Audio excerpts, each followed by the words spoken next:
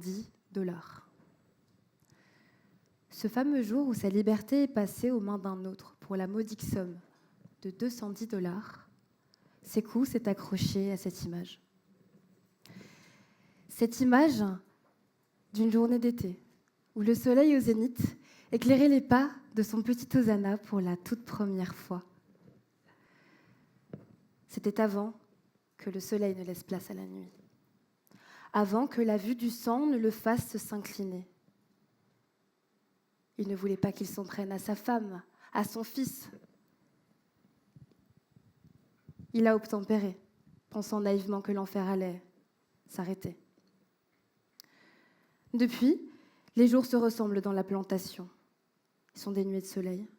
Il fait jour, pourtant c'est la nuit.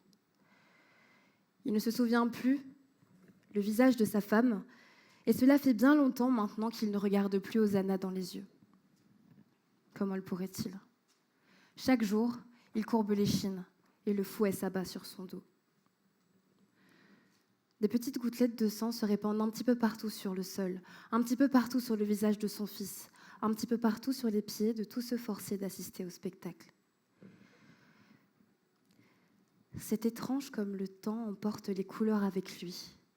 La vivacité du rouge s'en est allée pour ne laisser qu'à la fin le noir du sang séché.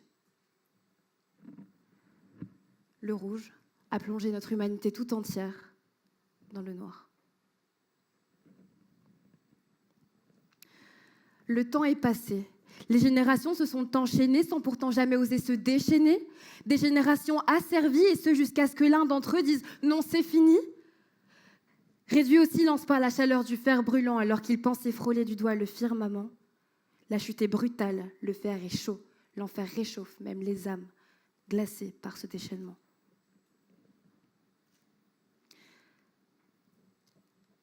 Pour qui te prends-tu, sale nègre ? Seulement, l'humiliation du père deviendra la colère du fils.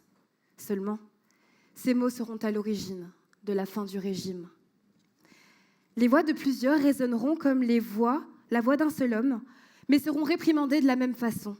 Et ce, jusqu'à ce que les voix d'une armée tout entière, une vraie coalition qui a pour seul et même but l'émancipation, résonnent comme la voix d'un seul et même homme. Et cette armée aura su s'armer, comme l'a fait l'ennemi pendant tant d'années. Aboutissement ? La proclamation d'émancipation, le 13e amendement. Et des révolutions qui ont suivi ce schéma, je pourrais vous en citer des tas. Que ce soit le Mexique, le Pérou ou la Grèce, en passant par notre chère et tendre Belgique, et bien évidemment le Congo, l'histoire nous montre que l'indépendance ne semble se monnayer qu'au prix du sang versé. Alors, je vous demande, faut-il du rouge pour sortir du noir ?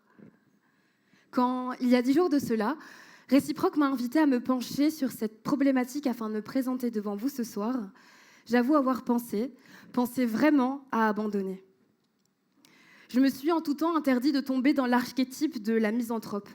Je suis de celles qui pensent que l'homme est foncièrement bon. Une fervente partisane du pacifisme contrainte à défendre une révolution sanglante. Ce qui devait arriver arriva. La page blanche m'effleura pour la première fois. Quand le flux habituel devient ruisseau asséché, la passion une damnation, les nuits noires des nuits blanches et que la flamme devient vulgaire cendre, je me suis vue prendre cette page blanche des 2 mains, la chiffonner comme pour que ma rage y soit déversée, et c'est avec empressement qu'une autre page je suis allée chercher. Car si le rouge est le sang qui coule dans nos veines, il est aussi la passion qui anime nos cœurs. Celle qui nous fait déplacer des montagnes, qui nous pousse à sortir de notre torpeur en s'accrochant à ce qui est pourtant impalpable, l'espoir d'un avenir meilleur. Celle qui nous anime lorsqu'on laisse ce que l'on a, qui n'est que nuit et ténèbres sans lune, pour aller vers la lumière. Parce qu'il faut être animé de cette folie, pour oser crier haut et fort ses idées, le poing levé au risque d'être matraqué. Parce qu'il faut être animé de cette folie pour prendre la parole devant toute une assemblée d'inconnus et tenter de réveiller cœur et esprit. La passion, c'est cet espoir que cette nuit noire sans étoiles laisse enfin place au jour et au soleil. Seulement, il y a cette voix dans ma tête que je ne peux leurrer. Cette voix qui m'accable de passer sous silence toutes ces nations opprimées.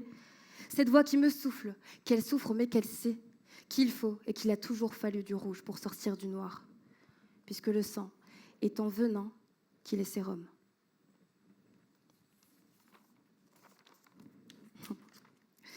L'histoire du sang, de la guerre et celle de l'homme sont étroitement entremêlées, et ça, depuis le début des temps. Que les utopistes se rangent, moi la première. Le principe même d'une armée n'existerait pas si ça n'était pas le cas. On préfère investir dans des fusils d'assaut que de prendre d'assaut la précarité estudiantine. On préfère élaborer des bombes à hydrogène plutôt que de bannir toutes ces substances cancérigènes. On préfère s'armer jusqu'aux dents plutôt que s'armer de patience. Assister aux balles qui pleuvent au lieu de se pencher sur ces terres où de pluie depuis longtemps il n'y a plus. Autochtones d'Amérique, Kalinagos, Maori, peut-être que si ces nations avaient eu la possibilité de répondre au sang par le sang, nous n'en parlerions pas comme des nations décimées aujourd'hui. En effet, peut-être que si ces nations avaient pu répondre au sang par le sang, leurs frontières n'auraient pas été si sauvagement redessinées aujourd'hui. L'éternelle histoire des vainqueurs et des vaincus. Moi, je ne sais pas qui l'a écrite, mais je suis là pour lire entre les lignes.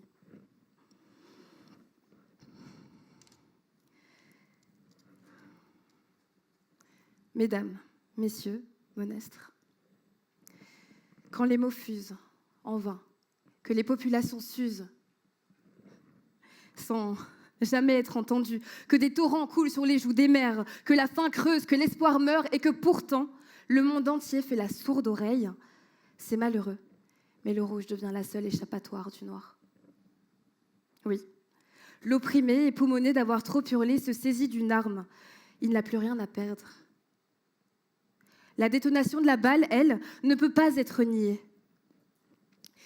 Le rouge du sang a le potentiel d'embraser les cils des paupières closes depuis trop longtemps. Et alors, peut-être que la détonation fera assez de bruit que pour réveiller les esprits endormis.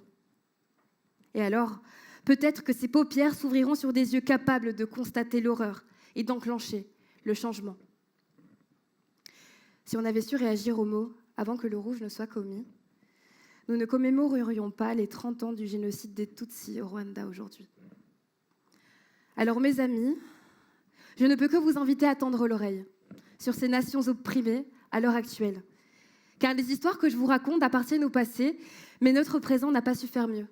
Alors, faisons mieux. Soyons toutes oui. Gardons les yeux grands ouverts et le poing levé au nom de tous ces peuples colonisés, assouvis, dominés, pour qu'un jour leur voix suffise à sortir du noir. Merci.